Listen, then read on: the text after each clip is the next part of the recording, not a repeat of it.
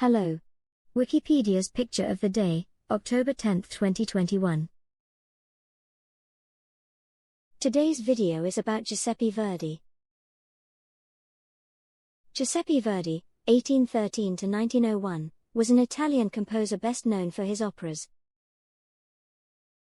He came to dominate the Italian opera scene after the era of Gioachino Rossini, Gaetano Donizetti, and Vincenzo Bellini, whose work significantly influenced him.